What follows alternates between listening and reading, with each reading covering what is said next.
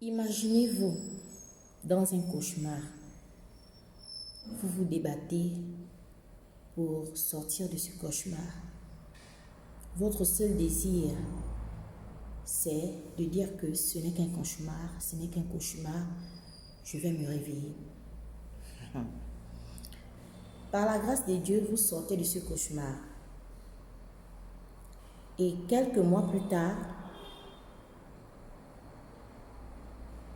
vous vous rendez compte que vous êtes en train de vivre le même cauchemar que vous avez vécu il y a quelques mois en arrière.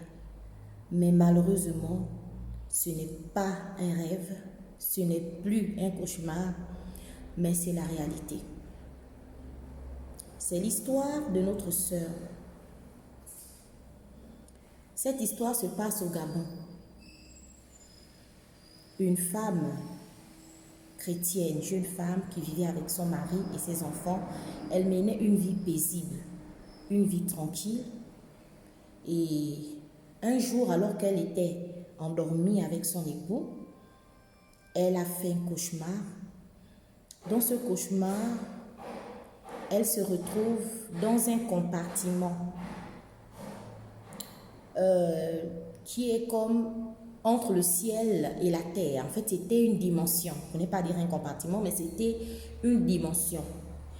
Et elle pouvait voir la forme de l'endroit où elle était, c'était arrondi. Et il y avait des représentations de tout ce qui s'est fait sur terre ici. Donc, des compartiments où on trouvait des gens qui pratiquent des rites, des choses un peu, des traditions. Il y avait ces représentations-là, l'endroit où elle était allée. Elle est dans le Seigneur. Elle ne comprend pas, elle se posait des questions. Comment j'ai fait pour me retrouver à cet endroit? L'endroit, il y avait des cris de terreur, des cris d'effroi. Elle dit que même ceux qui ont l'habitude de suivre les films d'horreur, on ne peut pas trouver ce genre de cris-là. C'était des cris stridents, des cris horribles. Et s'il y a même un mot, en dehors du mot horrible, voilà un peu à quoi ressemblaient les cris de ces personnes que l'on amenait à ces endroits, à cet endroit où elle était là, parce qu'il y avait des compartiments. Et la plupart des personnes qui atterrissaient à cet endroit, c'est une personne qui était liée à quelque chose sur la terre. Donc, si tu étais lié dans des rites, ou dans peu importe ce que tu faisais, donc quand tu atterrissais à cet endroit, il y avait des espèces de démons qui venaient t'attraper et t'emmener dans des compartiments où toi, tu devais rester. Donc, elle s'est retrouvée dans cet endroit. Les gens ne la voyaient pas, mais elle les voyait. Elle était terrifiée à cause du son, des cris, des froids que les gens poussaient. Elle était dépassée et elle a dit que comment j'ai fait pour me retrouver ici, moi qui suis une fille de Dieu, je ne comprends pas ce qui se passe au juste. Et voilà, pendant qu'elle chemine, elle est en train de chercher le chemin de sortie. Elle voyait les gens qui se faisaient torturer, on les prenait, on les amenait dans les compartiments. Et elle faisait tout pour sortir. Elle a remarqué deux personnes qu'elle connaissait très bien. Deux personnes qu'elle connaissait très bien. Et elle a dit, mais mon Dieu, ces personnes-là font quoi ici? Moi, je les connais. Et ils étaient dans un endroit un peu comme enchaînés, mais dans des ténèbres. Elle a dit, mais ils font quoi ici? Et vraiment, elle était dépassée parce que ce sont des personnes qui étaient très proches d'elle. Qu'elle a vu là-bas, c'était des hommes, deux.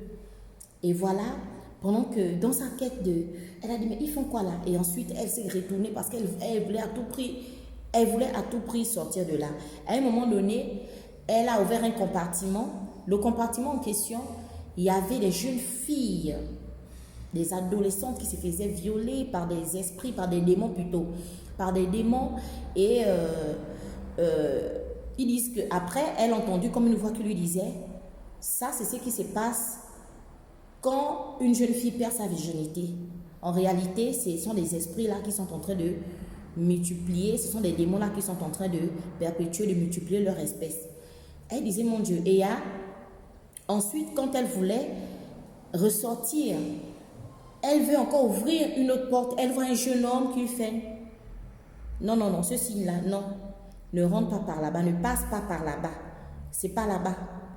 Elle a dit, mais mon Dieu, je vais maintenant aller où? Elle a refermé et ensuite elle a marché avec quasiment le dernier compartiment parce qu'elle s'est retrouvée face à ces compartiments-là. Donc elle ouvrait pour chercher la voie de sortie. Elle a vu un dernier compartiment. Quand elle rentre dans le dernier compartiment, comme ça, elle a vu des personnes courbées avec la tête rasée, avec les ongles brûlés. Elle dit, mais ceux-là, c'est qui? C'est encore quoi là? Elle a ouvert le compartiment, elle voulait rentrer. Et après, c'est là où une dame s'est levée de parmi ces personnes qui étaient courbées, avec les ongles brûlés, avec les cheveux rasés. Une dame s'est levée et a dit que non, ici, ce n'est pas ta place. Tu es venu faire quoi ici? Elle a dit, mais je suis en train de chercher, notre soeur a rétorqué que je suis en train de chercher un moyen. J'ai envie de sortir de cet endroit. Je ne connais pas cet endroit, c'est vrai, et je veux vraiment sortir de là. Et la dame a dit, mais oui, effectivement, ta place n'est pas ici. Ta place n'est pas ici. Donc, elle parlait avec une dame. Ta place n'est pas ici. Elle a dit, ok. Et la dame lui dit, non, attends-moi là, je vais parler avec celui qui a le grand livre des gens qui rentrent et qui sortent. Donc, il faudrait qu'il te fasse sortir d'ici. Après, la dame est partie. Et elle n'a plus vu la dame. Elle s'est retrouvée face à elle-même. Elle a commencé à s'interroger et elle dit que une voix lui dit, saute. Mais quand elle regarde, elle voit, c'est une dimension, elle voit des éclairs en haut, des éclairs en bas. Elle dit que mais je vais sauter comment pour sortir d'ici? Elle a dit, elle a vu la dame partir vers la sortie. Elle a vu la dame partir vers le monsieur. Le monsieur était un homme âgé avec des longs cheveux qui tombaient sur les épaules avec un bureau et un gros livre. Donc c'était comme un vieillard qui tenait un livre comme ça. Donc c'est vers ce monsieur que la dame qu'elle a rencontrée dans le compartiment des personnes qui étaient courbées avec les ongles brûlés là, c'est vers ce monsieur que la dame est partie pour solliciter, demander la sortie de notre sœur. Donc, et ensuite, elle s'est retrouvée aussitôt sur son lit où elle dormait avec son mari comme elle était. Elle s'est retrouvée sur le lit, donc après, par un miracle, elle se retrouve maintenant, elle est dans sa chambre. Elle n'en revenait même pas à la décathlon. Est-ce que c'est moi qui suis réellement dans ma chambre? Je vais d'abord bien, elle touche son mari, effectivement, elle touche son mari, effectivement, je suis dans la chambre. Bien-aimés dans le Seigneur, vous pouvez avoir tout ce que vous avez. Vous pouvez avoir l'argent, vous pouvez avoir la popularité, vous pouvez avoir le succès, vous pouvez avoir tout ce que les gens peuvent avoir sur terre pour vivre bien, heureux. Mais face à des esprits, face à des forces des ténèbres, l'argent ne peut pas te sauver.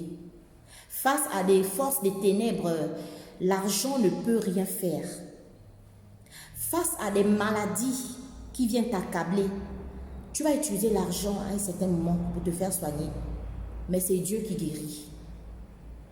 Face à des situations complexes où la personne manque la paix, on ne peut pas acheter la paix avec l'argent. Voilà pourquoi on dit, en dépit de tout ce qu'on peut avoir, si nous n'avons pas Dieu, si tu n'as pas Dieu, tu es une personne,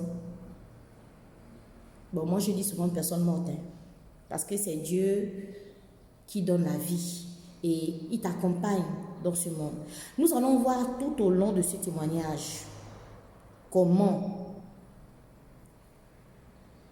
vous allez voir que le songe qu'elle a vu, le cauchemar, deviendra une réalité qu'elle-même elle va vivre. Les personnages qu'elle a rencontrés dans ce cauchemar, elle va les voir physiquement. Du cauchemar à la réalité, c'est le titre de notre nouveau témoignage. Que le Seigneur vous bénisse. La suite d'ici peu.